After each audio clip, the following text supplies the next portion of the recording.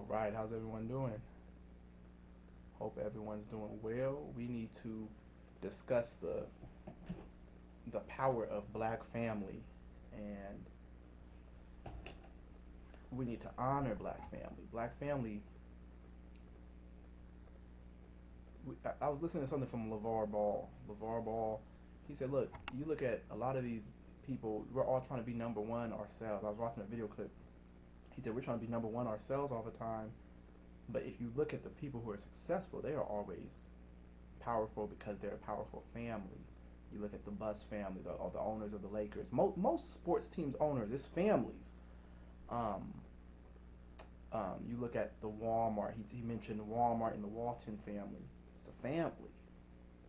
They're at billionaire status. You know, you look at people like the Kennedys, families that are rich. You look at people like the Bush family. You look at people like the Rothschild family, right? We're looking at families and they know how to keep it in the family. The Hilton family, they keep it in the family. I'm gonna go here with it. The Kardashian family, they keep it in the family, regardless of not liking them or whatever, or however you feel personally about them. You, they have a power behind them because their families all on the same page with each other and they know how to work together as a unit. You are way more powerful working together as a unit, but we as a people are taught to try to make it on our own. We're taught to try to go out there on our own and make it. And we can easily be knocked off that way, but we are so much harder to knock off when we come together as a family, as a unit. So this is what we're going to have to get back to. You look at, a lot of people have heard of the Mansa named Musa, Mansa Musa, and he is still to this day known as the richest man who ever lived. He's known as the richest person ever from the Empire of Mali. And what's funny about the Empire of Mali is that's only like the 1300s. This is one of the African empires. A lot of people ask me about African empires. Mansa Musa was in the 1300s, and right before colonization. This is why, on a side note, real quick before we go back to black family, on a side note, a lot of times they try to make us seem like we're so fortunate to be a part of a black as black people we're fortunate to be a part of America because America's the richest nation.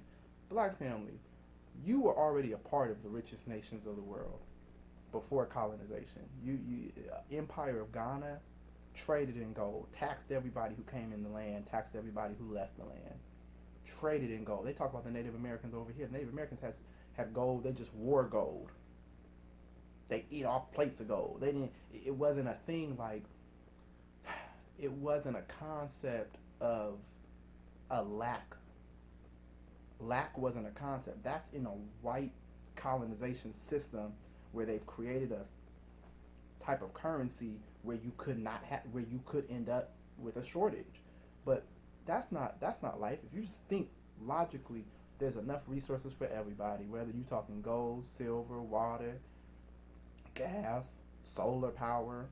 There's enough resources, but not when you have colonization and they're trying to keep all the resources for themselves. They try to keep all the resources for themselves, man. This is a monopoly.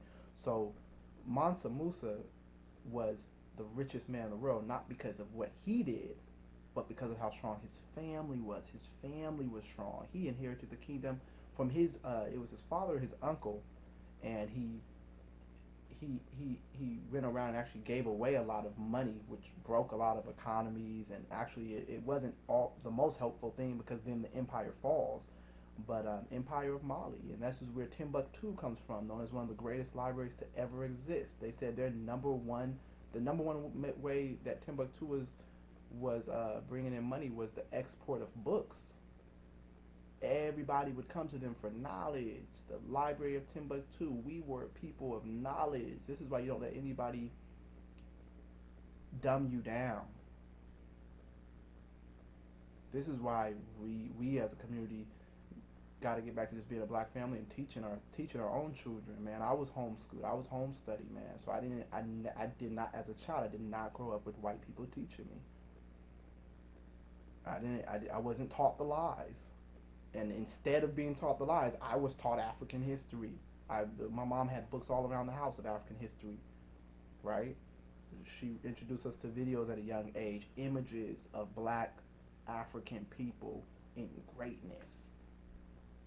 Okay, so we got to get back to this concept of being a black family and being self-sufficient as a black family. All right, that's where the power is being sufficient as a black family unit. You don't have to like each other at all. Jeannie Buss, I believe, she had to fire her brother from being the president of basketball operations or the general manager of the Lakers because she was like, "Oh, you messing up. You remember that whole stretch where the Lakers just weren't doing well?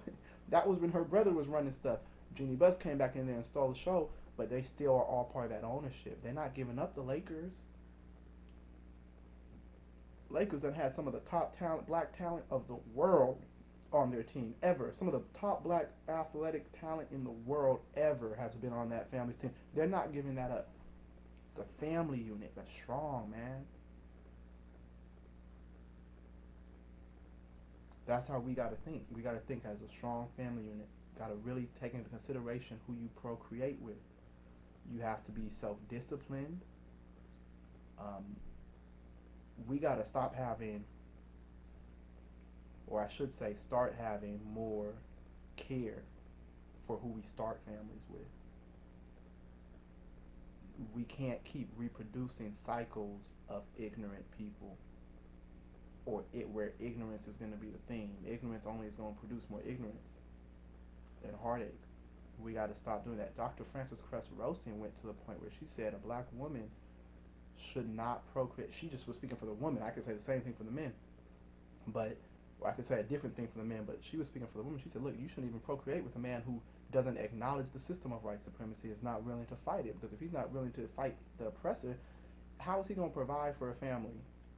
How is he going to protect a family if he's not even going to acknowledge that there is a culture, a group of people, that is a system that's already set in place that's against black man, woman, and child being successful and self-determining themselves?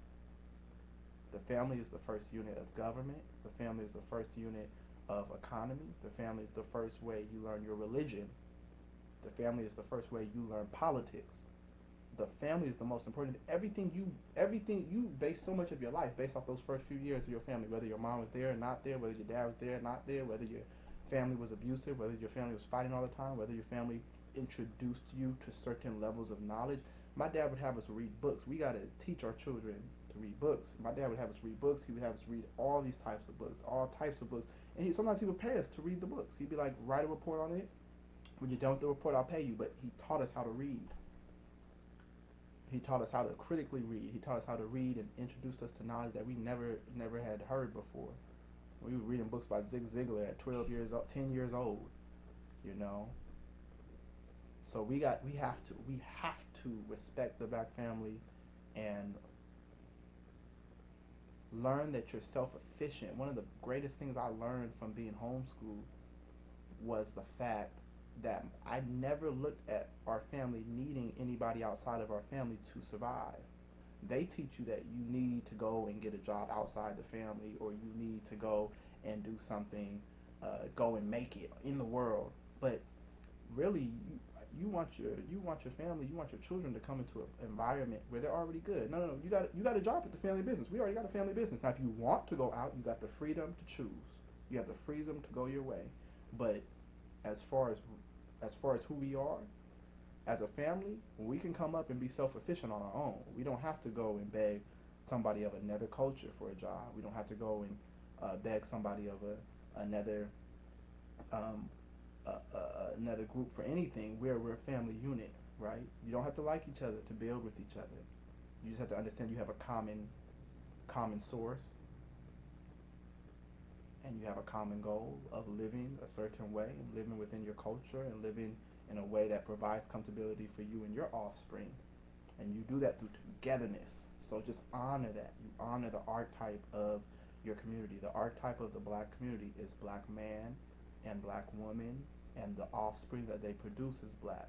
That's the archetype. That's the original. You honor that as the archetype. It doesn't mean that there aren't people in the community who step outside and go and do their own thing, go and get into interracial relationships or whatnot. But the archetype of it, when you say the black community is struggling, the black community, what's the black community? The black community is a black man, the black community is a black woman, the black community is black children. Those are the three entities that exist in the black community. That's the archetype. That's what you need to honor, and that's what's being attacked by white supremacy. The black man criminalized, the black woman elevated, the black child lost. Completely lost. And all of us, the children not so much, but the black man and black woman have to understand we are all in the same boat, and it's not working for either one of us to be elevated over the other. It's not working for either one of us to just be put, like, we have a whole culture right now where black men just talk about black women and black women talk about black men. Go watch my video from, one of my first videos I did was not giving up on the black community, and not black men and black women not giving up on each other. This is like a common thing of, if you want to go and get with somebody of another race, get with somebody of another race. Don't talk down about your race. That's putting your value down. You don't even realize it. You disrespecting yourself. So honor the black family, honor the family. There's certain families, man, there's certain families that are so tight you couldn't even get in there. Like I said, the Rothschilds, you couldn't even get into there.